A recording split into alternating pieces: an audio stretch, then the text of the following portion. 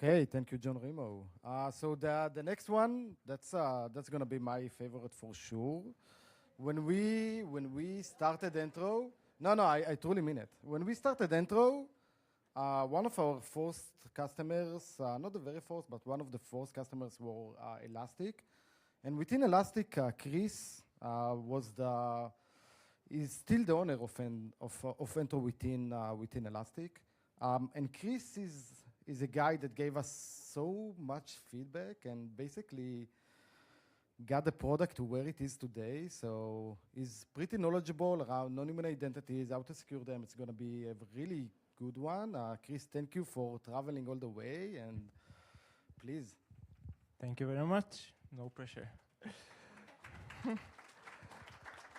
So the idea of the next 20 minutes, I'm going to speak about what we've done at Elastic, our journey towards getting visibility and then remediation. So I'm Chris Cutajar, I'm a security engineer at Elastic within the Infosec function. And starting off by what we do at Elastic, we're a search AI company by nature. We do search, and we celebrated 15 years. And over the years, since we have the data, you could do anything, we moved into the observability and security. From a product perspective, we're open source, but also have Elastic Cloud and the Elastic Cloud Serverless, which spans across all three major CSPs, cloud services providers. And you can imagine when you deal with the different cloud service providers, you start to build up those non-human identities. From Elastic, we're distributed by nature. From the start, we're across 44 different countries. We don't have major offices. I'm based in Malta. For those of you that don't know, we're a small island just under Sicily. And we're approximately 4,000 elasticians. Some folks say we're quite big, others we're very small. Our IDP is Okta, and again, we're a SaaS organization, have double figures when it comes to SaaS. Everything is SaaS. NHI started building. And we started to look at it, and this is our journey. And the idea of today is to go to each and everyone, focus a little bit, spend some time on each and everyone, and explain what we've done. It's not always, it might be good for us, but not for the same. But I think the benefits would be the same. And I feared over the past sessions, we're quieter. Of course, there's always room for improvement. It's not one-time thing and it's done. So starting off by one of, and we feared it also today, one of a quote from my colleague, you don't know, you can't secure what you don't know. So we have to get that visibility. So we started with asset inventory. When it comes to different CSPs, you will start with, for example, username. One would be user_name, user.name. So we started building first a data model and also using the Elastic Common Schema to build an asset inventory. We're a customer 0 at Infosec, so our asset inventory is built on Elastic.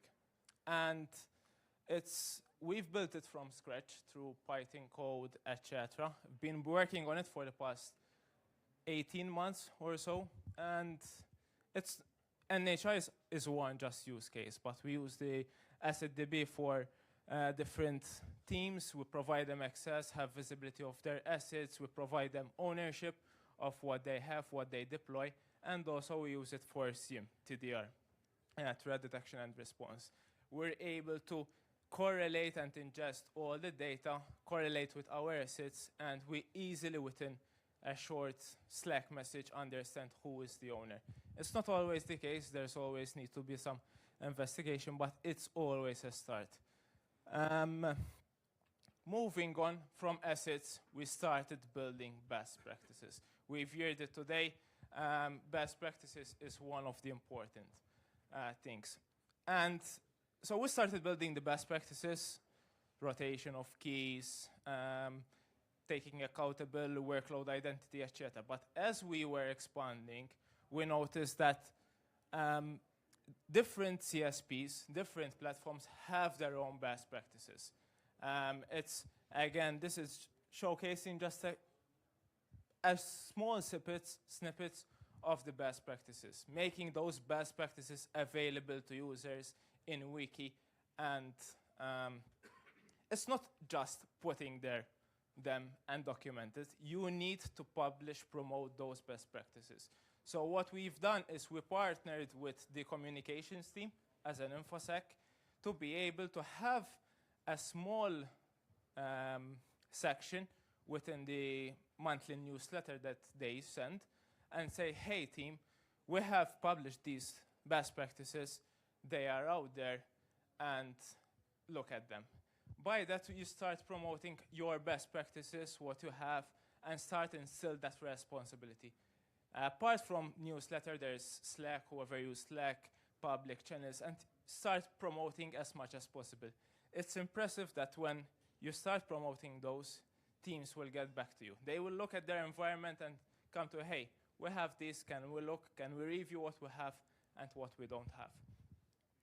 Now that we have our best practices and our assets inventory, which is full of NHIs and other assets, that resources that each CSP SaaS provider have, we start data analysis.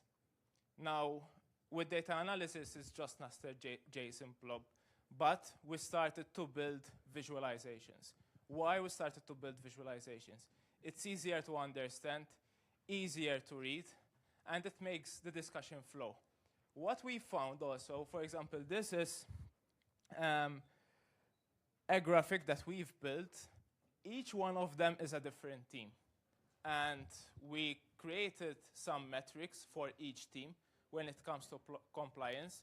For example, this one is the Infosec one is 100% compliant, but other teams might not. And with those healthy discussions, providing them the data, it's not just saying, hey, you have blah, blah, blah. We have the data. Here's the data for you. What can we do to improve our security posture?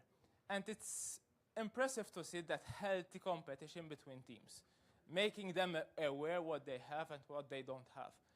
And for example, the top one, so when I started ingesting all the NHI for AWS and created the first visualization, immediately I noticed that there are a couple of AWS accounts have a lot of access tokens and they are almost maximizing. And I said, okay, what AWS they are? I went directly to the owners and quick discussion showcasing again the visualization, data-driven discussions. They said, let us take a look. Couple of just hours. Okay, we know what it is. Those should have been deleted a couple of months ago. They weren't. We'll take care of it. Within a couple of days, we've deleted 125,000 of access tokens that were lying there, not used at all, haven't been used for 300 days. They've forgotten about it. It's just visualizations. And give them access. Why not? You start to instill that ownership of the users. Infosec is quite small team, at least for us, and I'm pretty sure that every team is the same for organizations. So you won't have full ownership, full responsibility of them. They are the responsible ones that they need to take care of them. And again, with numbers, you can easily then start also showcasing you have 100 stale accounts, 200 stale accounts, and comparisons, etc. So moving on to automation, we've heard automation, and for me, this is the fun part after data analysis. I'm quite hands-on. From Elastic, we have a partnership with Tynes, and I don't want you to look at each one of them, but this is a story that we've built.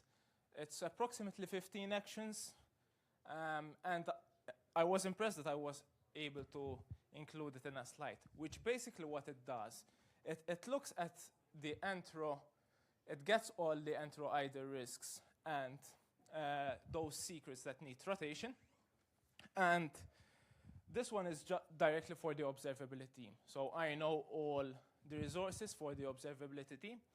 with the data from Entro and the asset database that we've built, I'm correlating the data, enriching that data, and then taking action.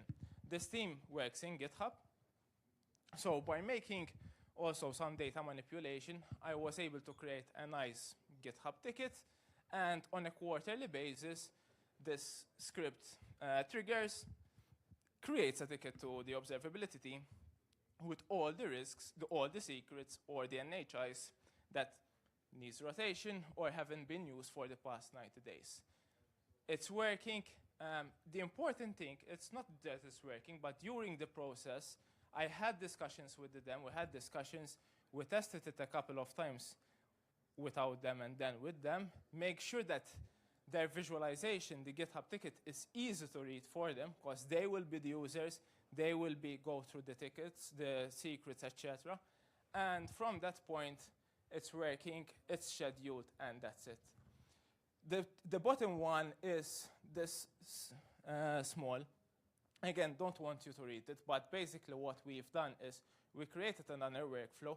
It looks at all the GitHub NHI tokens, and those that are not used for the past 90 days reach out directly to the user via Slack message. Again, there are hundreds of. Some folks create a token and leave it. They don't use it. Others, it's there. Maybe one time we use it. Again, it's always a risk.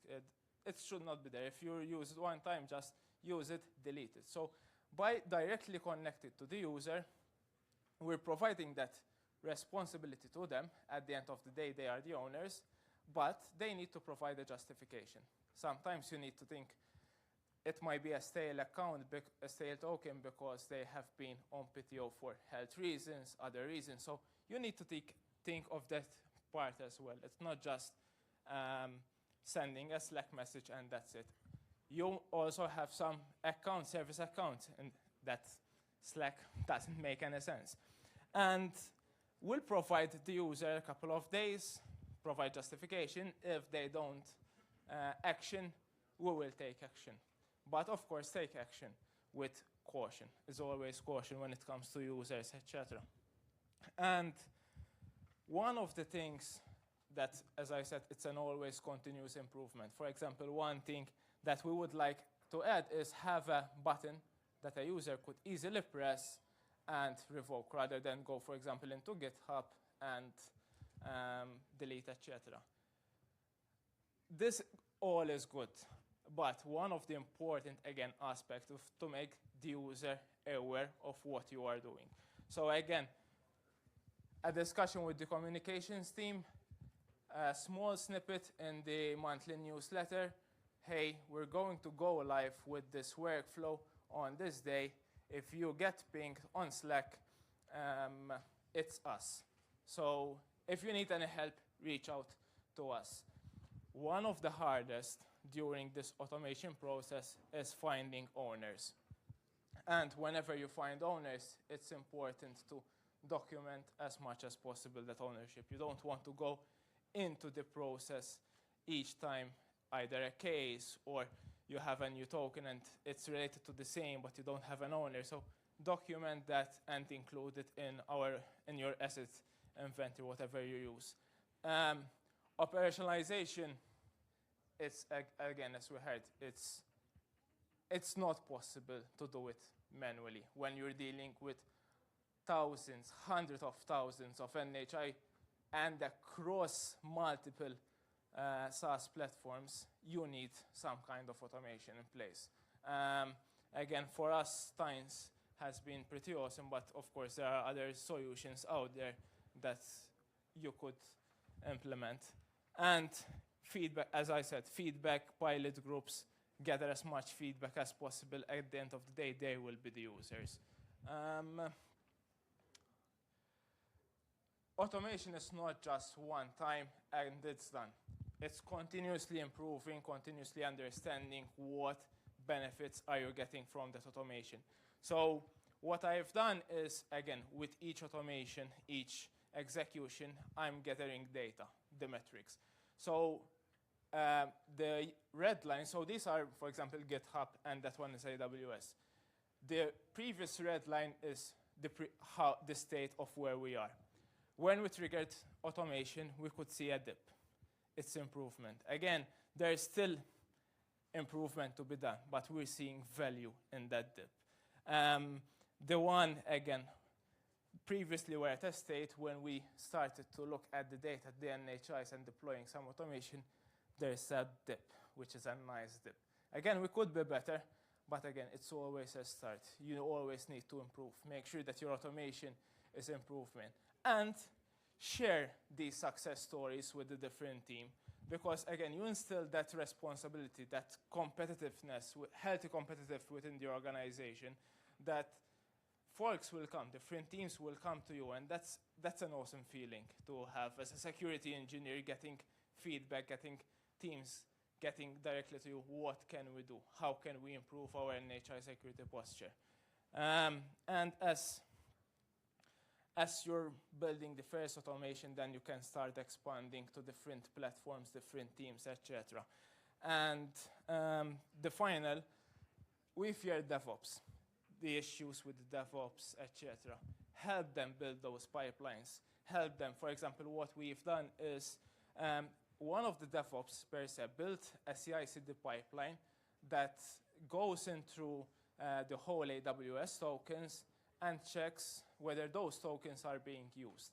If they are not being used or haven't been used for the 90 days, delete them. They've done it.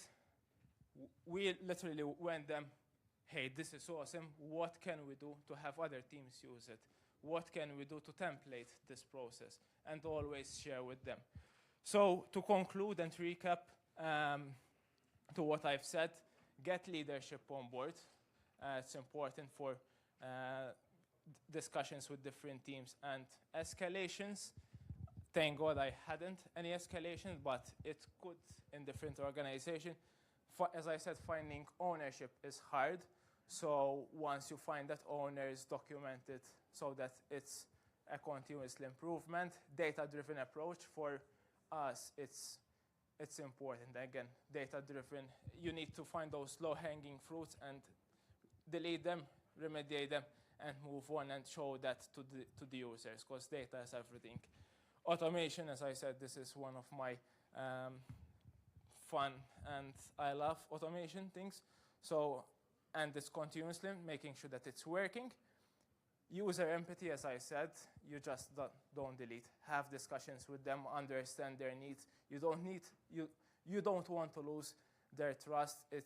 You don't want to interfere with day-to-day operations, because at the end of the day, it's the business needs.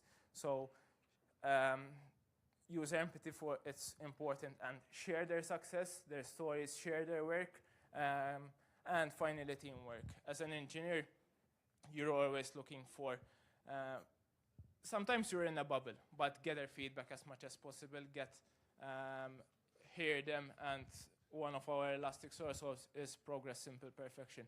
Even, for example, when you're building documentation, for me, just a word could mean one thing. But for another person within a different country, it's a totally separate meaning.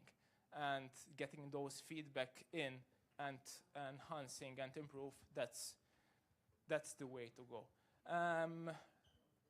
So that's it from my end. Hopefully I kept you focused. I know it's, for me, some jet lag, but thank you.